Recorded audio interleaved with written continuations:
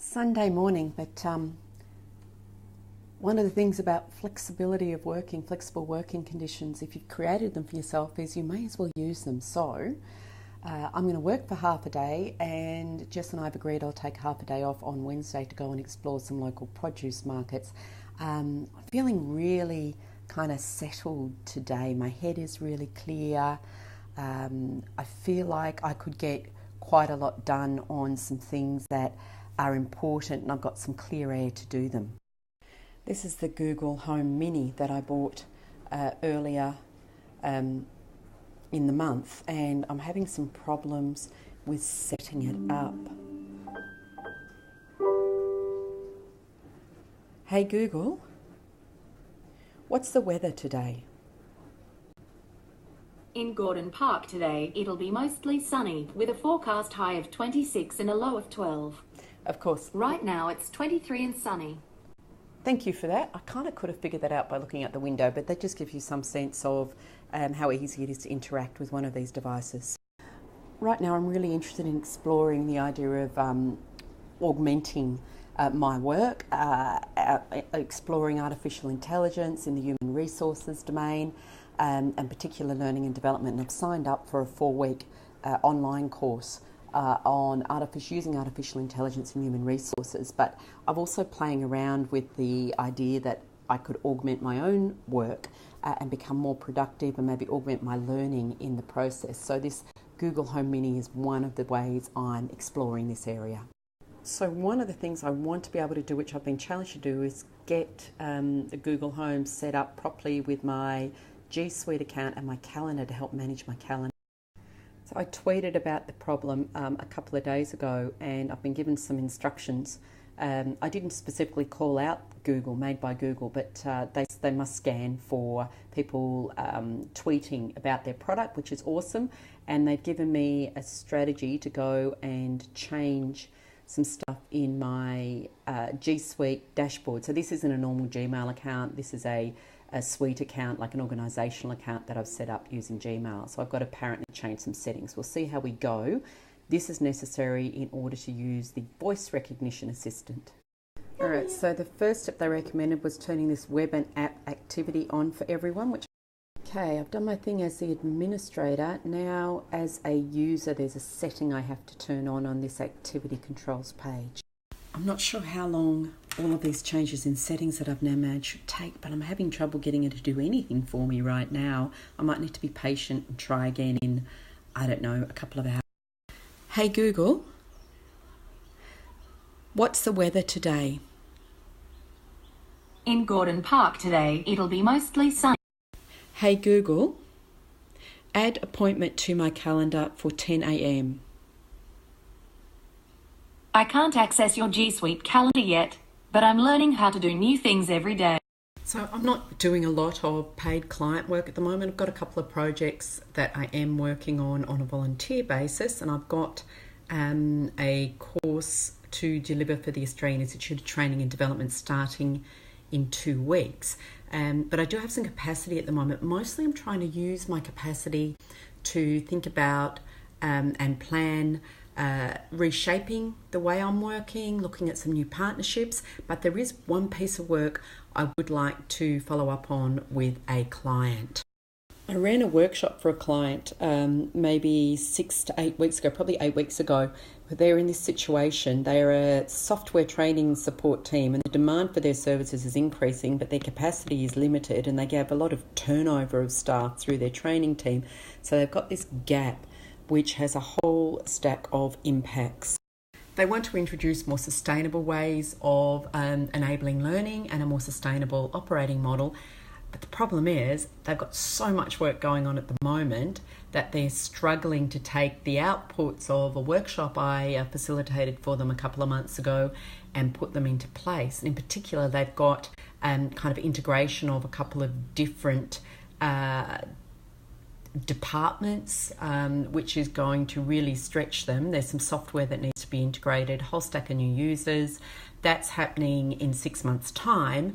And whilst they're getting good support for the new model from senior leaders, they've been asked not to risk the integration period and to find ways to just get the job done and implement after integration. So the way I see it, their workload continues to increase. They know what that model should look like. They can do a little bit. They're making a few changes around delivery and resources, but really they've got this big integration period and then they're going to implement the model. But I think that's just driving risk into the whole process, and that they're missing too much opportunity by delaying model implementation out into Q2 next year, which really is like 6 to 9 months away. So I've suggested to the team leader that I could provide some support with a progressive implementation plan and a change management plan to ensure that they're doing as much as possible now to introduce changes without driving up risk, in fact, we're driving down risk with this network integration, rather than waiting. He's working long hours, in the office till 7 o'clock every night, doesn't really have the headspace, can't pull members of his team in to do this thinking, but I think it could give them a real boost. So I'm putting together a proposal. He needs to be able to justify some funding. So that's what I'm working on landing at the moment to help him out. Sitting on my egg chair on my back deck, enjoying the quiet, the view, taking a break from finalising what is essentially a presentation for a sales proposal, and thought I would flick back through this little book, Conviction, from Thought Leaders Business School, which I did last year, and see what clues it might have, how it might help me to create the right tone when I present back to the client.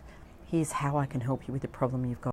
I felt there was a lot of integrity in the way that the Thought Leaders Business School looked at marketing and sales. It was very much about coming from a grounding of conviction, a belief that if the right problem that you could help to solve in a valuable and meaningful way presented itself with the right type of client, that it would come together, and if not, that's okay. The trick was not to be attached to the outcome.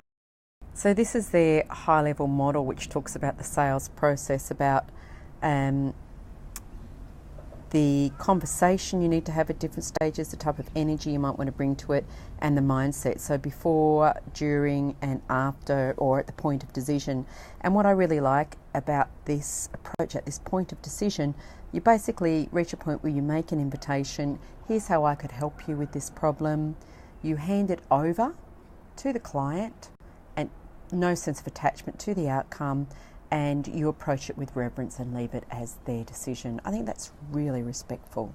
Another resource I used putting together that proposal was the Unlocking Potential Report from Towards Maturity's Benchmark Report 2016-17, a couple of years old but still highly relevant.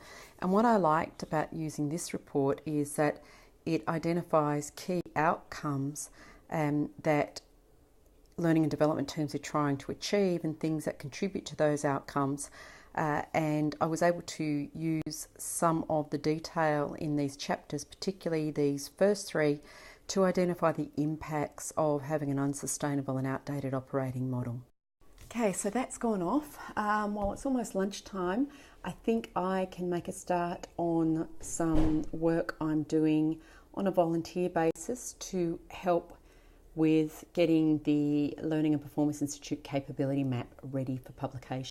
Earlier this week I reached out to Don Taylor and said, can I help you with the preparation? It's only 2 weeks from launch, and he said they need some help on the website design. So I'm just starting to put together some requirements, things that need to go onto the platform now and things that could be added during the initial 4-month post-implementation period.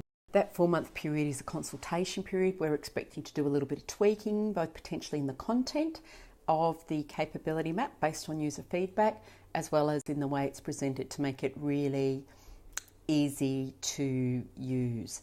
So I'm able to go to a couple of other sites and get ideas where different organisations have published something similar, which is really skill sets, lists of skills with definitions of skills needed to execute or perform in a particular domain. So I'm on with that. Okay, 2 guesses. One's probably all you need. Where Jess and I have been. Yes, IKEA and Bunnings. The level is to help me hang shelves. The day has finally come to hang some shelves. Jess is checking whether everything's level or not. Apparently my desk isn't. So the apartment's a bit messy at the moment. Little places are hard to keep tidy. You just got to constantly keep tidying. But I feel like this process of putting together an apartment is a bit like big rocks, medium rocks and sand. And what I mean by that analogy, it's from Stephen Covey's 7 Habits of Highly Effective People, where he talks about an approach to planning, where you plan your big rocks, your most important tasks first. So it's like a demonstration is given with a glass, big jar. You put your big rocks in, and then you add the medium rocks, and then finally the sand. And if you do it in that order, everything falls into place. But if you start with the sand and then the medium rocks, the big rocks, you can't get everything in. And I feel like putting an apartment together has been a bit like that. You slowly start with the big rocks, the big pieces of furniture, the kind of bookshelves, the chunks of things that you need. And I think I'm getting down to a few more medium rocks and just a little bit of sand to finish the job off now. Bella's just had her least favourite activity of the week, bath time. Hey, Belle. Oh, she always shakes so much, but it doesn't last long. And then we bring her out here in the sun on the balcony and give her a nice rub down and make her feel loved. It's all good. She looks happy enough now, though, doesn't she? Yeah. What are you doing, Bella? Where are you going? Intrepid explorer. Can she get out again? It's like climbing a mountain for a little thing like that. Is she stuck, Jess? No, she's just playing. Playing. Very good. She's all right then. Time to get going with the handyman work. I'm going to start with something easy and hang these pictures up on the wall. Meantime, Jess is playing ASMR videos through the speaker to keep me company. Play one for me, Jess. No, I disconnected.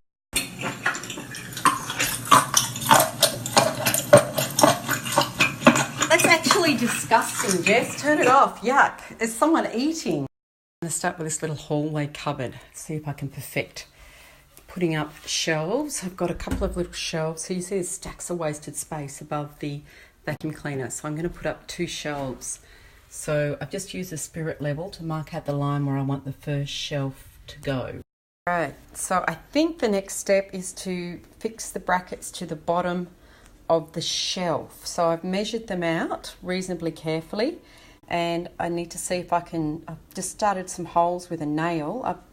I'm not that confident using the electric drill, so if I can screw in these little screws just by getting that hole started with a nail, that would be really super. Let's see how we go. Well, that worked, which is awesome. Just as well, I've got this really short screwdriver because the electric drill wouldn't have worked in there anyway if it had been needed. That's a small gap.